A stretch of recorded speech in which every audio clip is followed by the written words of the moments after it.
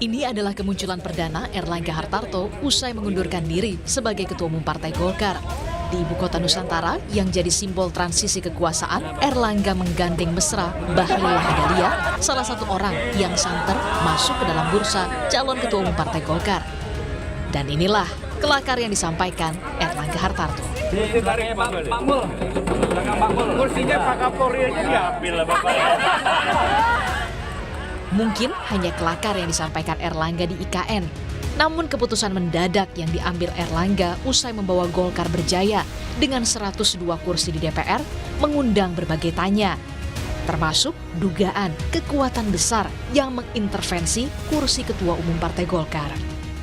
Artinya dari sisi makropolitik sebenarnya cukup settle bagi seorang Erlangga.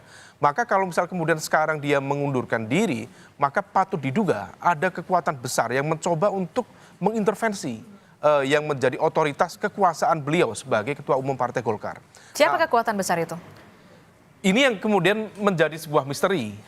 Siapa, kepentingannya apa, agendanya apa, dan saya pikir tidak akan lama lagi kita bisa membaca peta itu. Tak hanya keputusan mundur Erlangga yang jadi kejutan dari Partai Golkar selama 2 hari terakhir. Keputusan ujuk-ujuk kader sekaligus kandidat calon kepala daerah Yusuf Hamka juga masih jadi pertanyaan.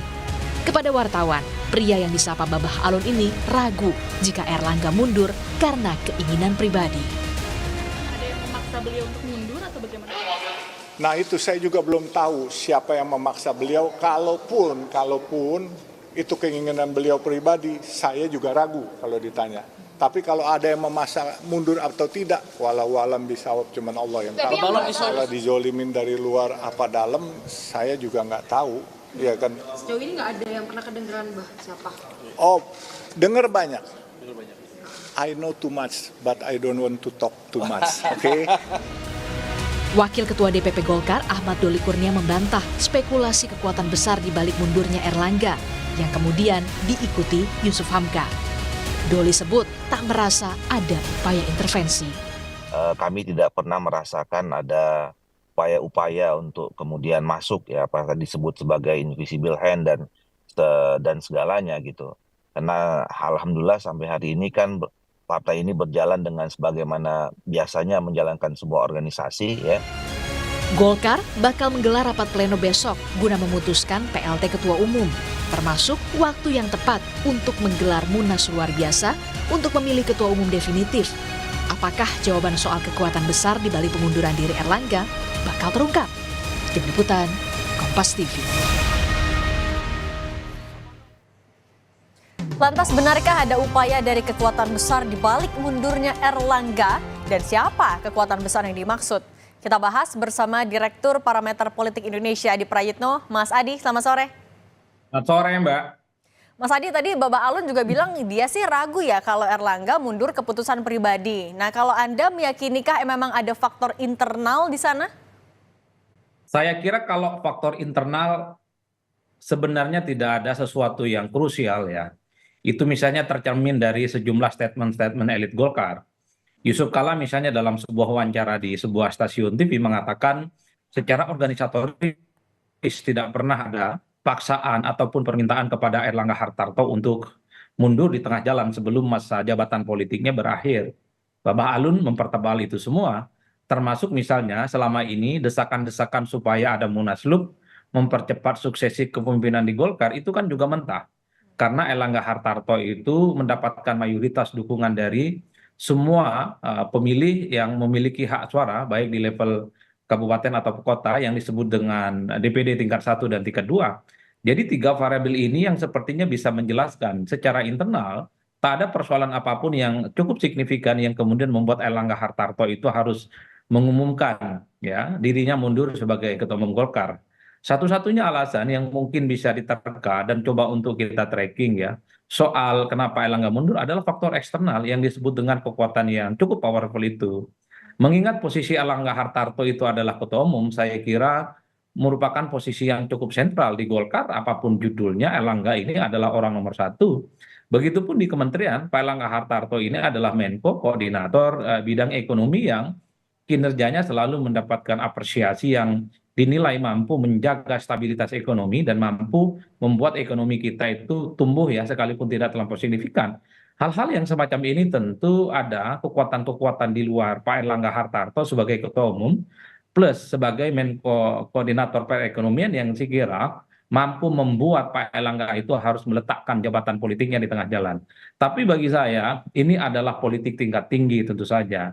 Dulu kan kita sering mendengar bagaimana Munaslup itu santer terkencang, kemudian supaya dilakukan di Golkar. Tapi Munaslup itu mentok karena mayoritas dukungan dari DPD itu solid ke Erlangga Hartarto.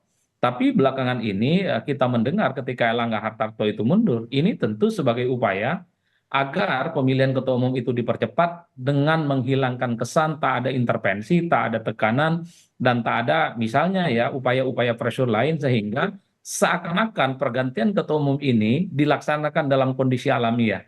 Ini yang kemudian tercermin dari pernyataan Pak Erlangga Hartarto bahwa alasan mundurnya itu adalah untuk menjaga soliditas internal.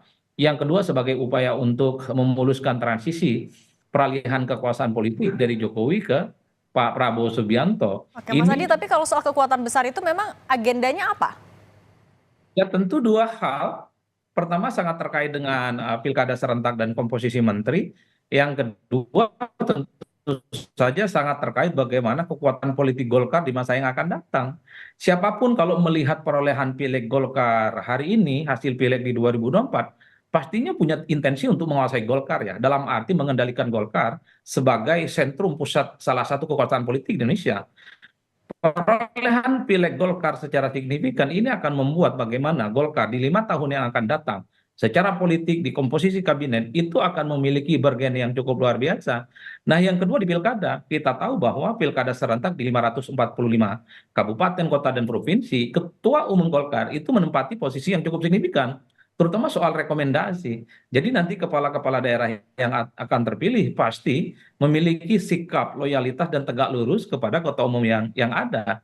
Hal-hal yang semacam inilah yang kemudian membuat posisi ketua umum Golkar itu begitu seksi sehingga siapapun nantinya yang terpilih sebagai ketua umum Golkar akan menjadi posisi yang cukup signifikan, termasuk soal komposisi menteri. Jadi nama-nama nanti yang akan di-endorse dan disodorkan kepada Prabowo dan Gibran adalah mereka yang teridentifikasi sebagai orang dekatnya ketua umum. Hal-hal yang semacam ini tentu saja membuat kenapa Erlangga Hartarto yang mengumumkan proses mundurnya di tengah jalan sebelum Desember sebagai bagian dari mana orang-orang yang mencoba untuk mengkondisikan Golkar supaya Munasnya dipercepat tentu punya intensi dalam pilkada, komposisi kabinet, dan terutama untuk mengkapitalisasi posisi Golkar sebagai partai politik pemenang pileg kedua sebagai bagian dari politik terkuat di negara ini. Oke, kalau kaitannya dengan pilkada kemudian juga soal komposisi menteri, artinya ini akan berpengaruhkah ke pendaftaran nanti akhir Agustus dan juga sama Kim Plus yang saat ini sedang dibangun? Kalau dalam komposisi Kim Plus ya saya kira kecenderungannya tidak akan berubah secara signifikan. Dalam banyak hal misalnya Golkar menekankan tegak lurus dan tetap menjadi bagian dari Kim, terutama di daerah-daerah strategis yang bisa dikompromikan seperti di Jakarta, seperti di Jawa Tengah, dan mungkin juga seperti di Jawa Barat. Tiga wilayah yang selalu menjadi katalisator ukuran di mana partai-partai Kim ini satu yang lain saling solid ya. Tapi di berbagai tempat memang Golkar, begitupun dengan Gerindra, PAN ataupun Demokrat, satu sama yang lain itu saling berhadap-hadapan satu sama yang lainnya. Nah, dalam banyak hal memang soliditas ini kan dijamin oleh elit-elit Golkar yang posisinya sebagai waketum yang kemarin menyampaikan konferensi pers bahwa suksesi kepemimpinan, pergantian ketua umum tidak akan mengubah apapun terkait dengan soliditas konsolidasi internal Golkar. Mungkin satu dua di berbagai kabupaten dan kota, rekomendasi-rekomendasi Golkar itu mungkin akan berubah ya. Tentu karena sangat terkait dengan dinamika, termasuk hal ihwal administratif sebagai kebutuhan untuk mendaftarkan diri ke KPU daerah nantinya. Tapi overall mostly persiapan untuk menghadapi pilkada, termasuk konfigurasi bagaimana Golkar berada di Kim, bagi saya tidak akan berubah secara signifikan. Oke, nah kalau soal penggantinya ini kan juga sebenarnya sudah ada nama-nama yang beredar, misalnya ada Agus Gumiwang, ada juga Bahlil, dan posisi PLT ini kan penting agar bisa diselenggarakan Munaslup nantinya. Dengan sudah beredarnya nama-nama ini menyimbolkan kalau prosesnya kayak pleno dan Munaslup akan mulus atau justru mungkin sebaliknya? Saya kira dua hal ya kalau bicara tentang suksesor Erlangga Hartarto. Pertama kriteria ideal, Kalau bicara tentang kriteria ideal, saya kira semua kader-kader Golkar yang sudah memenuhi syarat adalah mereka yang pastinya diharapkan mampu ya dengan kapasitas, kompetensi dan pengalamannya untuk menjadi pemimpin Golkar di masa yang akan datang. 11 waketum Golkar saya kira semuanya adalah sangat layak untuk menjadi ketua umum Golkar menggantikan Erlangga Hartarto. Jadi idealnya di situ.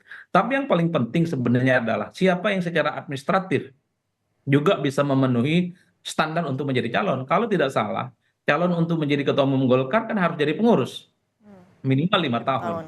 Di antara nama-nama yang beredar ini, ada tidak nama yang kemudian dinilai memenuhi atau tidak secara administratif? Orang mengaitkan misalnya Pak Bahlil gitu ya, yang belakangan namanya cukup kuat dan santer. Bahkan di media-media online selalu paling banyak dimention kesempatannya untuk jadi ketua umum dibandingkan yang lain. Sambil publik bertanya, apakah Pak Bahlil sudah pernah gitu ya menjadi pengurus baik provinsi, wilayah ataupun di level pusat yang dinilai sebagai syarat untuk menjadi calon ketua umum Golkar. Ini kan hal-hal yang sifatnya administratif tapi penting karena elit-elit Golkar seniornya sudah mulai speak up. Siapapun boleh jadi ketua umum Golkar. Yang penting pernah menjadi pengurus dan memenuhi syarat. Agung Laksono bicara, kemudian Yusuf Kala juga bicara dan yang lain. Ini tentu untuk menjelaskan betapa Golkar sebagai partai besar ada aturan main yang tidak boleh kemudian dilanggar. Tapi kita tahu juga Golkar ini soal aturan apapun masih bisa dikompromikan dan masih bisa diubah. Jangan-jangan syarat menjadi pengurus Golkar minimal 5 tahun nanti dihilangkan. Ini yang kemudian bisa menjadi kesempatan. Dalam konteks itulah siapapun punya kesempatan untuk menjadi Golkar. Nah, yang kedua yang paling penting, syarat politik tentu saja. Karena pemilihan ketua umum Golkar itu bukan aklamasi, tapi melalui mekanisme voting. Tentu yang berhak menjadi ketua umum adalah mereka yang kemudian secara kuantitatif mendapatkan dukungan mayoritas pemilik hak suara, yaitu DPD tingkat 1 dan tingkat 2. Percuma dia punya kapasitas, percuma dia punya kompetensi, percuma dia memenuhi syarat administratif, kalau dukungan dari pemilih-pemilih DPD ini, suara DPD tingkat 1 dan tingkat 2 tidak bisa didapatkan. Jadi hal yang sifatnya ideal administratif, dan hal yang sifatnya politis wajib hukumnya dimiliki oleh siapapun yang kemudian akan bertanding menjadi ketua umum Golkar di masa yang akan datang. Saya kira di situ posisinya, Mbak. Oke, dan masih tetap jadi pertanyaan juga ya, adakah kekuatan besar di balik mundurnya Erlangga Hartarto? Terima kasih Mas Adi Prayitno sudah berbagi di Rumah Pilkada, semoga sehat selalu Mas.